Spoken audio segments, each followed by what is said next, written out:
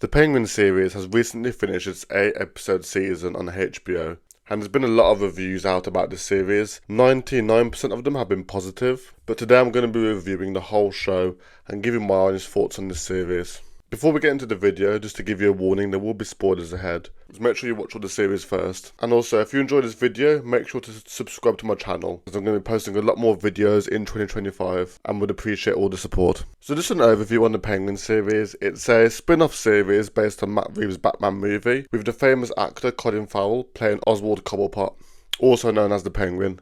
Now, when I first heard of the show coming up, I was a bit skeptical, just because in my opinion the recent superhero movie spin-off series, mainly done by Marvel, I wasn't a big fan of. But as soon as I saw the trailer for this one, I knew it was going to be completely different. Now, to dive right in and tell you my honest opinion on the series as a whole, this was actually my favourite series in the whole of 2024, and is definitely in my probably top 5 or top 10 series of all times. For me, there was just so many good things about this series, from the actors to the storyline, and so many other parts about it as well. There is a lot that goes on within the 8 episodes, so I'm not going to break down everything that happens, but I'm just going to give my overall thoughts on the series, the good points and the bad points, and why I think the series did so well. So the first thing I liked about the series was the overall style of it. It wasn't your average superhero series, it was more geared towards a gangster series almost, and I think this worked really well. It's nothing like any other superhero movies, it's probably more closer to things like The Sopranos. It shows Gotham from a completely new perspective, from the criminal underground perspective, which we haven't really seen as a complete project before. We've seen bits and pieces throughout the movies and animated series,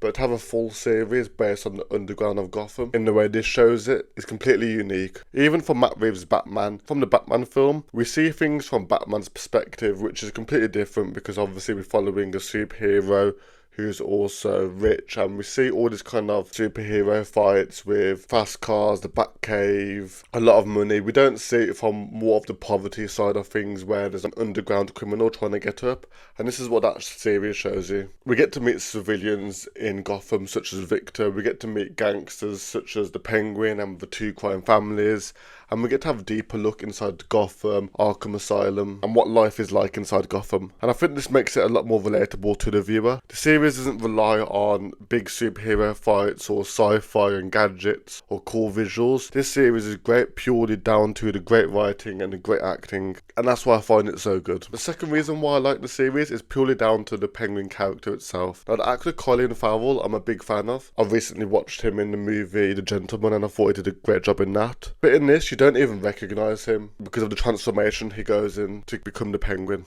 But as a villain, which he is, I think he's definitely up there and probably even maybe one of my favourite villains in the DC universe. For me, he stands next to people like Heath Ledger and Tom Hardy and Liam Neeson as great DC villains. And if you compare him to the other Penguins, he knocks their performance out by a mile. I just think he does a really good job of embodying this new kind of Penguin. Everything from his voice to the way he limps to his ambition. And not just that, but the writing for the character of the Penguin, it was amazing as well.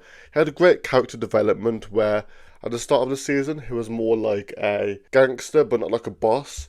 And then by the end of the season, he becomes like a fully fledged Penguin. And you see him almost in the last part of the last episode be the villain worthy of being a Batman villain, which we all know from the comics, the games, etc.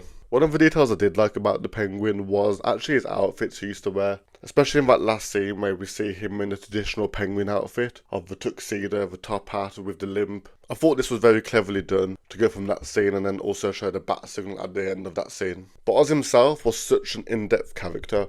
We kind of see him from all angles, and we get to kind of get a liking to the character as we see a lot of kind of humanity in him and almost friendliness just from the way he does things like treats his mom, the way he treats Oz at the beginning. And we do get a strong liking to the character, but then we also get to see him as the Batman villain we know. And despite liking him and growing kind of a warmth to him, we do get reminded in the last episode that he is a villain deep down, and he's almost like an extreme narcissist where he only cares about himself, maybe bar his mom, and he is willing to do anything to get where he wants to be. Big example of this is where we see him treat Vic like family throughout the whole thing and take this guy under his wing, and then in the last episode, for no real reason, Vic wasn't carrying a threat to him, but we see him kill him with his bare hands, which is just so brutal. And honestly, not just in superhero films, but in general, he was a great character to watch. We get to see flashbacks of his childhood and his relationship with his mom and how he killed his brothers. And this all added to his character. Oz was someone that had the ambition to become a gangster and to become the boss of Gotham's underground. And we learn this in the first scene, and even the first scene itself really entices you in on how Oz acts. Like he almost sucks up to Alberto in the first scene, but then in the second breath kill him, which kind of lays the pace out for the whole season really, of how he does this with everyone else. He does this with both the crime families, Sophia, and all the other characters. He basically ends up almost betraying them all to get where he needs to be. But he's actually really smart, I think. And just the fact that this worked in the end shows how smart he is. I think his relationship with Sophia was great. In the first 4 episodes, their relationship was literally going like a yo-yo up and down. And that leads me on to Sophia herself, who I thought was a really good character.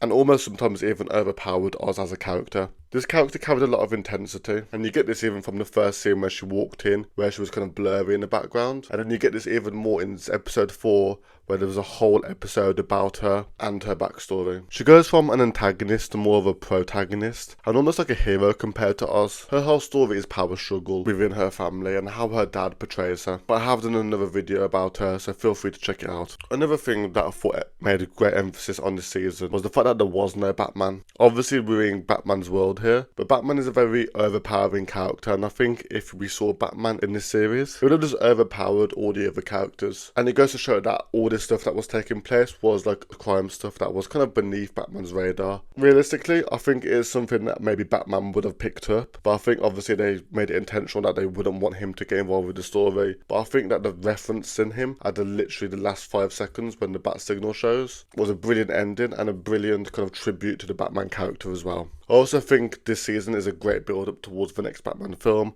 and also season 2 of The Penguin. It's hard for me to really fault the series as a whole, as I don't really think they could have done much more. I think 8 episodes was a perfect amount as well, because the amount they showed us in that 8 episodes felt really compact. I felt like some episodes were maybe a bit slower than others, but as a whole I really enjoyed this series, and I'm finding it pretty hard to critique it. Don't get me wrong, it's not 100% perfect, but it's definitely a really strong series. But what do you think about it as a whole, and if there is anything you'd change about the series, what do you think? Let me know your thoughts down in the comments below. We now produce digital and physical artwork prints based on movies and characters we're covering, so check the link in the description below to purchase one of these prints if you're interested in supporting the channel. But thank you for watching if you made it this far, and I massively appreciate you.